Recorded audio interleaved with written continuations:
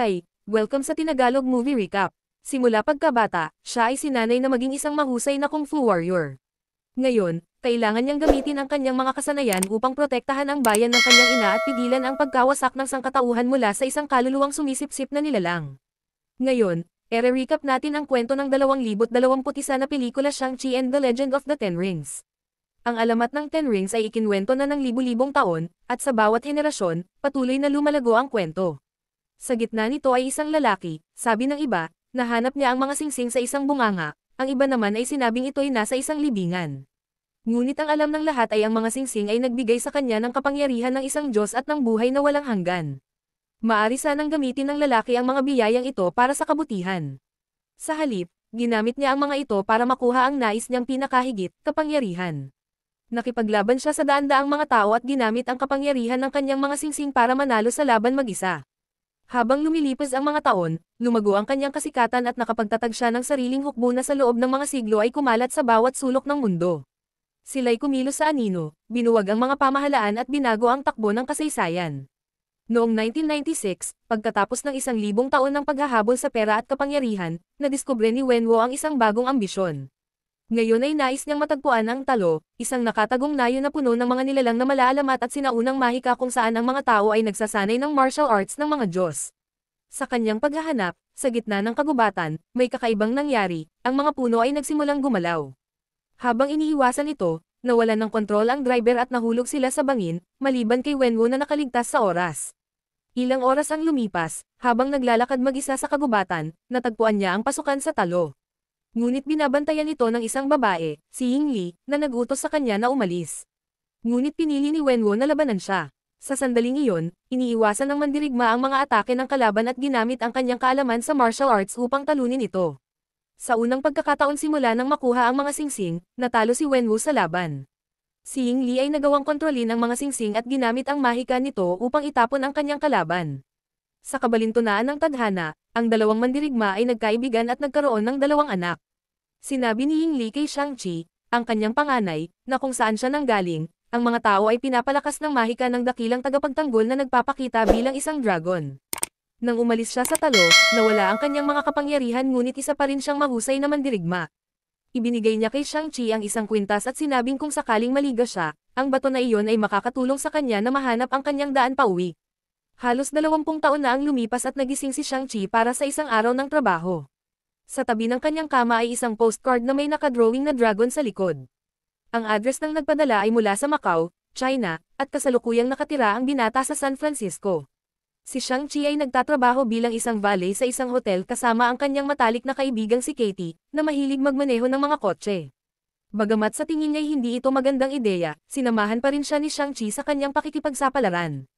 Sa gabi, lumabas sila kasama ang ilang mga kaibigan at nagkaroon ng masayang oras. Ngunit kinabukasan, habang sila'y nasa bus papunta sa trabaho, may isang lalaking lumapit kay Shang-Chi at humingi ng kanyang kwintas. Nang tanggihan niya ito, sinubukan ng lalaki at ng kanyang mga kasama na agawin ito, at nagsimula ang isang labanan sa loob ng bus. Nakita ni Katie ang kakayahan ni Shang-Chi sa martial arts, isang bagay na hindi niya inaasahan. Nang matapos ang labanan, napagtanto ni Shang-Chi na ninakaw ang kanyang kwintas. Agad siyang bumalik sa kanyang apartment at nagsimulang mag-empake para pumunta sa Macau upang protektahan ang kanyang kapatid. Sinamahan siya ni Katie sa kanyang misyon, at sa kanilang pagdating sa Macau, nalaman nilang hinahabol din ng kanilang ama ang kanilang mga kwintas. Sa loob ng maraming taon, patuloy na kumakapit si Sean sa mga haligi ng kawayan, ngunit sa huli, siya ay natemba at nahulog ng ilang palapag. Habang siya'y bumabagsak, isa sa mga kalaban ang nakatagpo kay Katie at sinubukan itong patayin. Habang iniiwasan ang mga mabibilis na atake, napadikit si Katie sa isa sa mga haligi at natagpuan ang sarili niyang nakabitin dito. Agad na tumakbo si Sean upang iligtas siya, lalo na't malapit nang mabali ang kawayan. Habang tumatakbo siya, naitumba niya ang ilang mga sundalo sa daan at sa huli nagtagumpay na maabot si Katie, na halos bumagsak, subalit, sa hindi inaasahang pagkakataon, isa sa mga kalaban ay gumamit ng pamalo na naglalabas ng kuryente at tinamaan si Sean. Dahil dito, aksidenteng nabitiwan ni Sean ang kamay ni Katie habang sila'y bumabagsak. Ngunit bago pa man si Katie tuluyang mahulog, siya ay nasa gip ni Chiling, na dumating sa tamang oras upang tulungan ang kanyang kapatid. Sama-sama, nilabanan nila ang kanilang mga kalaban at tuluyang nagtagumpay. Gayunpaman, akala nila ay tapos na ang labanan nang biglang lumitaw ang Death Dealer. Agad nitong ninakaw ang kwintas ni Katie, kaya't nagmadali si Sean upang habulin ito. Sa isang mabilis na engkwentro, naaga ni Sean ang patalim mula sa death dealer. Naalala niya ang lahat ng sakit at paghihirap na naranasan niya mula sa kanyang tagapagsanay na ito, at siya'y nagpasyang wakasan ang buhay ng kalaban. Ngunit bago niya magawa ito, dumating ang kanyang ama at pinigilan siya sa tamang sandali. Sa kabila ng lahat, ipinakita ng ama ang kanyang pagmamalaki sa ipinakitang kakayahan ni Sean, at inamin na matagal na niyang namimiss ang kanyang anak. Pagkatapos nito, sina Katie, Sean, at Chilling ay dinala sakay ng isang helicopter patungo sa lihim na pinagtataguan ni Wenwu. Labis ang tuwa ni Wenwu sa pagbabalik ng kanyang anak. Gayunpaman, tulad ng dati, binaliwala niya si Chilling, at iniutos sa mga bantay na dalhin ang mga babae sa kanilang silid. Samantala, bumalik si Sean sa silid kung saan siya noon nagsanay at inalala ang mga araw kung saan ang kanyang mga kamao ay dumudugo mula sa walang humpay na pagsuntok sa kahoy. Sa hapunan, tinanong ni Sean kung paano siya natagpuan ng kanyang ama. Inihayag ni Wenwu na, sa buong panahong ito, alam na niya kung saan matatagpuan sina Sean at Chilling. Sinubukan niyang kumbansihin si Sean na pumalit sa kanya at maging pinuno, ngunit mariing tumanggi ang anak. Sa sandaling iyon, naalala ni Wenwu kung paano nagbago ang kanyang pananaw sa buhay nang makilala niya si Yingli. Ipinakita ni Yingli sa kanya ang isang bahagi ng kanyang pagkatao na hindi niya noon nalalaman. Ibinigay ng babae ang lahat upang makasama si Wenwu, at sa kalaunan, ginawa rin ito ni Wenwu para sa kanya. Magkasama nilang binuo ang isang masayang pamilya, ngunit matapos ang pagkamatay ni Yingli, nadama ni Wenwu na siya'y nawala at nawalan ng direksyon sa buhay. Ngayon, natagpuan ni Wenwu ang paraan upang ayusin ito. Nang tumakas ang kanyang mga anak, lubos niyang inaral ang lahat tungkol sa Tolo Village. Natuklasan niya ang pagkakaroon ng isang tarangkahang nakabaon sa mga bundok, at naniniwala siyang si Yingli ay nakakulong doon, naghihintay ng kaligtasan. Alam niya ito dahil kamakailan lamang, kinausap siya ni Yingli at sinabing kailangan niya ng tulong upang makalaya mula sa kanyang mga kababayan. Ipinahayag ni Wenwu na, matapos silang magpakasal, nais ni Yingli na mamuhay sila sa Tolo, ngunit tinanggihan siya ng mga nakatatanda ng nayon, at hindi nila pinayagan si Wenwu na manirahan doon. Naniniwala ngayon si Wenwu na si Yingli ay pinarurusahan at nakakulong sa nayon dahil sa kanyang pagtalikod sa kanyang bayan. Matapos ibahagi ang mga salitang ito, inilagay ni Wenwu ang mga kwintas na iniwan ni Yingli sa kanilang mga anak sa isang imbakan ng tubig na matatagpuan sa mata ng dragon na nasa gitna ng isang malaking rebulto. Sa oras na iyon, nagniningning ang bato at bumubulwak ang tubig mula sa rebulto, na bumuo ng isang misteryosong daanan.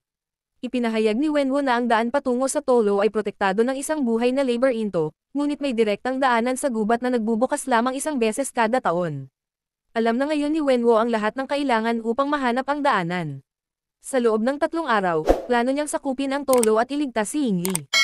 Handang wasakin ni Wenwu ang buong nayon upang maabot ito. Sinubukan ni Sean na kumbansihin ang kanyang ama na sumuko sa kanyang plano, ngunit hindi ito nakinig. Sa halip, inutusan ni Wenwu ang kanyang mga tauhan na dakpin si Sean at si Chilling. Pagdating sa kulungan, nagulat si Katie sa mga pangyayari. Sinabi ni Sean na kailangan nilang makarating sa Tolo bago ang kanilang ama, dahil kung hindi, wawasakin nito ang lahat ng natitirang koneksyon sa pamilya ng kanilang ina. Bigla nilang narinig ang isang kakaibang ingay mula sa katabing selda, at tumungo sila doon upang alamin ang pinagmulan nito. Doon nila nakilala si Trevor Slattery, isang aktor mula sa Liverpool. Biglang lumitaw si Morris, isang maliit na nilalang, na kasama ni Trevor. Ipinaliwanag ni Trevor na si Morris ay lumaki kasama ang ina ni Chong sa Tolo.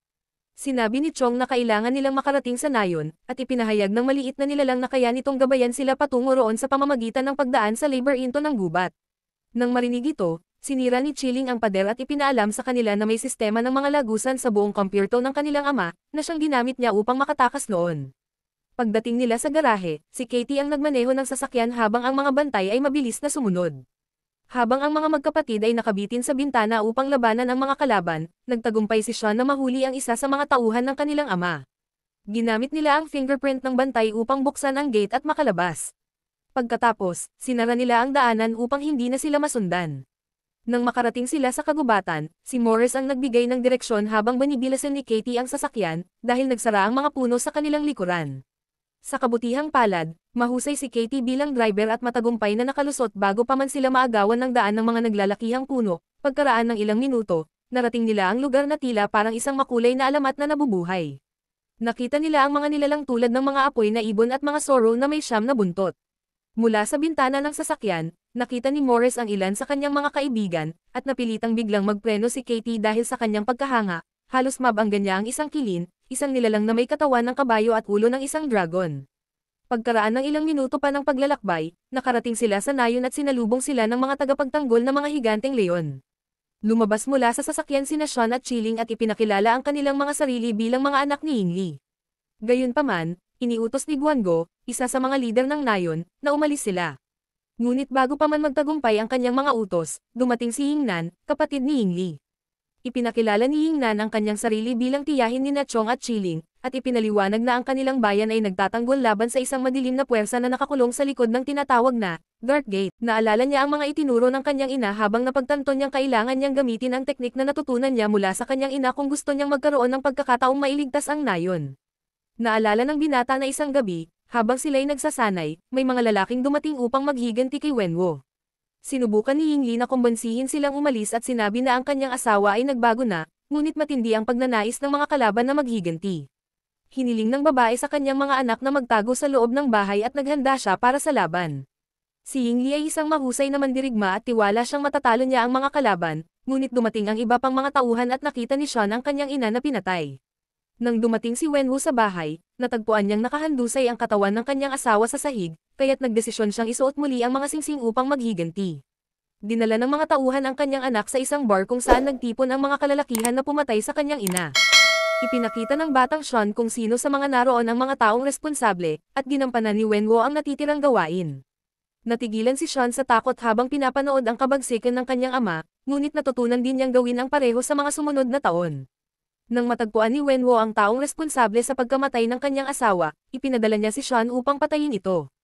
Isang gabi, habang nag-uusap sina Sean at Katie, inamin ni Sean na nagsinungaling siya sa kanya.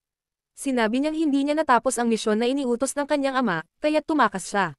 Ngunit ang totoo, pinatay niya ang lalaki at pinagsisihan ito, kaya't nagpa siya siyang maglaho at magsimula ng bagong buhay.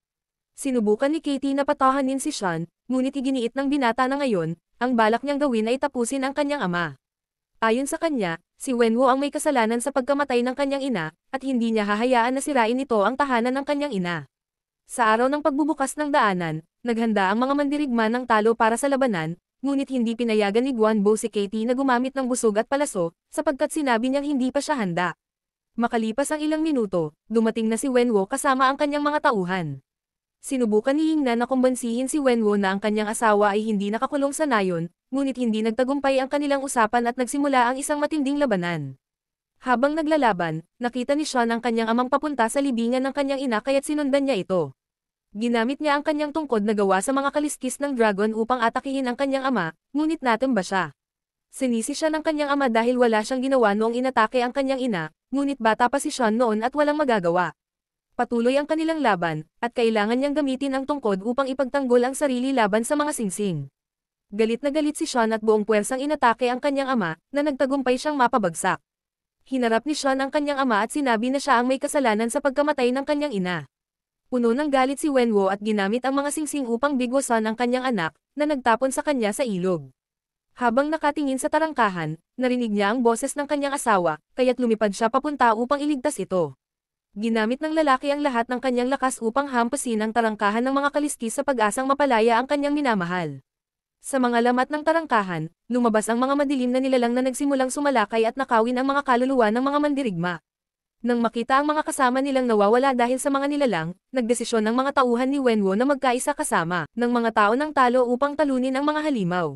Ang layunin ng mga nilalang ay nakawin ang mga kaluluwa upang pakainin ang Dweller in Darkness. Kapag naging sapat na malakas ito, mababasag nito ang tarangkahan at malalagay sa panganib ang sangkatauhan. Dahil lalong lumalala ang sitwasyon, nagdesisyon si Katie na tumulong sa kabila ng pagsasabing hindi pa siya handa. Sa ilalim ng lawa, nagising si Chong at nagulat nang makita ang isang dragon. Lumitaw ang Great Protector at nilamon ang karamihan sa mga kaluluwang sinisipsip ng hukbo ng mga halimaw. Ginamit ng mga mandirigma ang mga sandatang gawa sa kaliskis ng dragon upang subukang talunin ang natitirang hukbo, ngunit marami sa kanila ang napatay sa proseso. Upang maiwasan ang paglabas ng malaking banta, sinubukan ni Sean na kumbansihin ang kanyang ama na hindi nakulong ang kanyang ina sa likod ng tarangkahan. Ngunit matindi ang determinasyon ni Wenwu na pabagsakin ang tarangkahan. Ginamit ni Wenwu ang mga singsing upang atakihin ang kanyang anak, ngunit nagawa ni Sean na kontrolin ang mga ito at gamitin upang masalag ang mga atake ng kanyang ama. Sa gitna ng labanan, nakuha ni Sean ang lahat ng singsing, ngunit sa halip na gamitin ang mga ito upang patayin ang kanyang ama, ibinagsak niya ang mga singsing sa lupa. Pinaalalahanan niya ang kanyang ama na buhay pa rin ang kanilang pamilya, at nakiusap na itigil na ang walang kabuluhang misyon at tanggapin na wala na ang kanyang asawa. Sa sandaling iyon, nabasag ang tarangkahan at lumabas ang isang demonyong nilalang.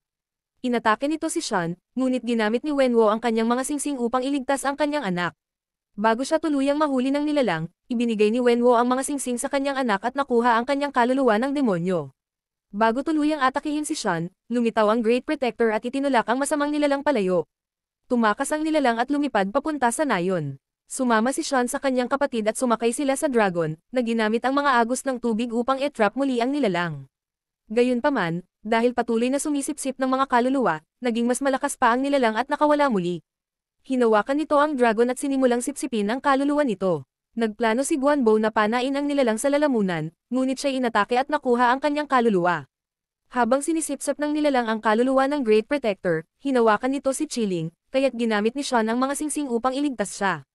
Habang malapit nang makuha ng demonyo ang kaluluwa ng dragon, na magbibigay sa kanya ng immortalidad, pinakawalan ni Katie ang isang palaso at tinamaan ang leeg ng halimaw. Sa sandaling iyon, bumalik ang dragon sa tubig at nagawang i-trap muli ang nilalang. Sinamantala ni Sean ang pagkakataon at ginamit ang mga singsing upang patamaan ang nilalang, na nagresulta sa pagsabog ng dibdib ng nilalang at pagwasak sa buong hukbo nito. Nang bumalik sila sa nayon, nalungkot si Sean nang makita ang mga nagkalat na katawan, ngunit sa parehong pagkakataon ay nabuhayan siya ng loob dahil ligtas ang kanyang mga kaibigan. Kinagabihan, binigyan ng mga natitirang mandirigma ng maringal na parangal ang mga nag-alay ng kanilang buhay upang ipagtanggol ang nayon. Makalipas ang ilang araw, muling nagkita sina Sean at Katie kasama ang kanilang mga kaibigan at ikinwento ang kanilang mga pagsubok sa talo. Siyempre, hindi sila pinaniwalaan ni Nasu at John, hanggang sa biglang lumitaw si Wong sa gitna ng restaurant sa pamamagitan ng isang portal at inimbitahan ang dalawa na sumama sa kanya. Nagpaalam sila sa kanilang mga kaibigan at sinundan ang mangkukulam, habang ang mga natitirang customer ay nagulat sa nangyari.